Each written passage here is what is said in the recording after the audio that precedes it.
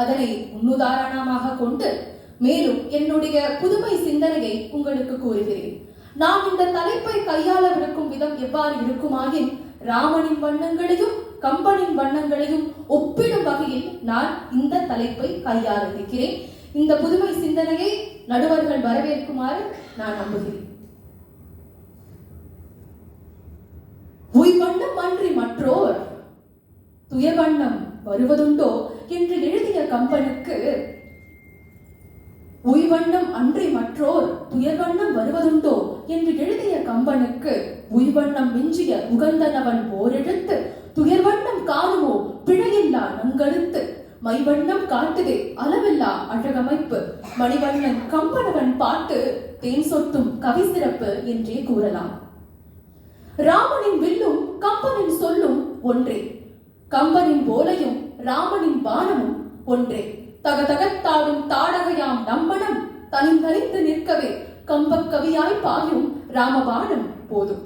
இங்கு ராமபானமும் கூர்மையே, கம்பர் பாட்டும் கூர்மையே நம்முள் பாய.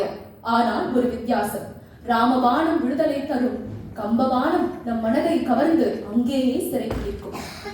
தமிழ் இலக்கியத்தில் வெண்தாமரை முகம், பால் போன்ற முகம், பனி போன்ற மேனி என்று வெண்மை உமைகள் இடம்பெறுவது வழக்கமே. பொது கண்களுக்கு பல வண்ணங்கள் தெரியும், கம்பனவன் கண்ணுக்கு பல வாக்கியங்கள் ஒரு வண்ணத்தில் தெரியும். கம்பன் பாட்டில் நிறவெறி இல்லை, ஆனால் நெறிவெறி உண்டு. ஆம், கம்பன் பாட்டில் நிறத்திற்கான வெறி இல்லை, ஆனால் நெறிகளுக்கான வெறி உண்டு. அதற்கு உதாரணமாக மைவண்ணத்து அரக்கி போரில் மழை வண்ணத்து அண்ணலையும், இங்கு மைவண்ணமும் மழை வண்ணமும் ஒன்றே. இங்கு மாறுபடுவது வண்ணங்கள் அல்ல, எண்ணங்கள் தான். வண்ணங்களின் அழகுணர்ச்சி, எண்ணங்களின் அறிவுணர்ச்சி, இவை இரண்டும் கலந்ததே கம்பனின் கவி உணர்ச்சி என்றே கூறலாம். காலளவு காவியம் முடியும் முன்பே ராமனின் கைவண்ணத்தையும் கால்வண்ணத்தையும் கண்டறிந்து விட்டார் கம்பர். ஆனால் கம்பரின் கைவண்ணமும் கால்வண்ணமும் கண்டறிய நம்முடைய காலளவு ஞானம் போதாததானே? நம் மனங்களோ இன்று சிறை பெற்றிருக்கும் அகழி கம்பன் கவி பாதம் பட காத்திருக்கிறது அல்லவா? அதையும் கூறுகிறேன். அங்கு கண்டேன் இங்கு கண்டேன் என்று எழுதும் தூரம் கம்பனுக்கு பொறுத்தவரை பக்கமாக இருக்கலாம். ஆனால் அதன் பின் பிரம்மாண்ட சூத்திர உருவமைப்பே மறைந்திருக்கிறது.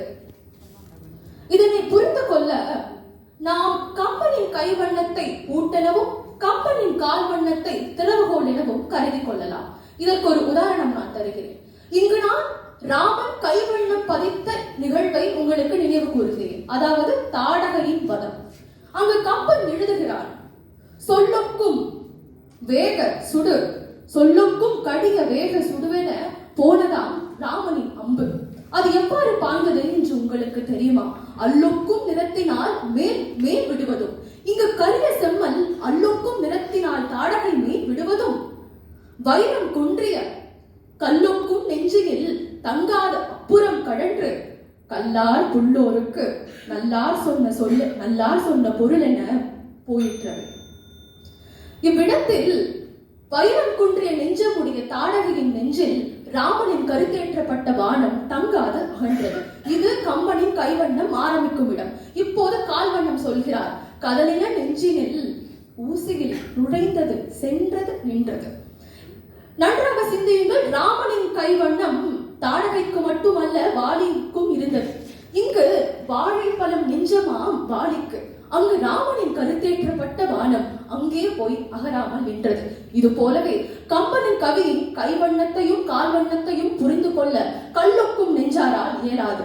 ஏனென்றால் சொல் தங்கும் பொருள் தங்காது. அதுவே வாழைக்கனி நெஞ்சம் உடையாருக்கு சொல்லும் தங்கும் பொருளும் தங்கும். கருவெல்லை படங்களில் இன்று நிறங்கள் நிறைந்து விட்டன. ஆனால் இந்த புது கவிதை நாட்டிலே இலக்கண கவி வண்ணங்கள் குறைந்து கொண்டுதான் வருகிறது. முடிப்பதற்கு முன் ஒன்று கூறி விடைபெறுகிறேன். இந்த காவியத்தில் இந்த கம்பன் எவ்வாறு காவியத்தை அழகாக படைத்தானோ, இந்த காவியமே கம்பனின் புகழ் பாடினால் எவ்வாறு இருக்கும் என்று ஒரு கற்பனை கவிதையை நான் என்னுடைய கற்பனை கவிதையை இங்கு பறைசாற்றிக் கொண்டு முறைக்கிறேன்.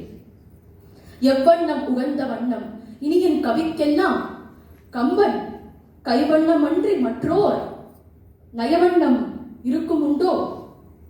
வான்வண்ணத்து உவமை தன்னில் கடல் வண்ணத்து உருவகம் கண்ட கம்பன் கைவண்ணம் எங்கும் கண்டேன், கால்வண்ணம் இதிலும் கண்டேன் என்று கூறி நிறைவு செய்கிறேன். நன்றி, வணக்கம்.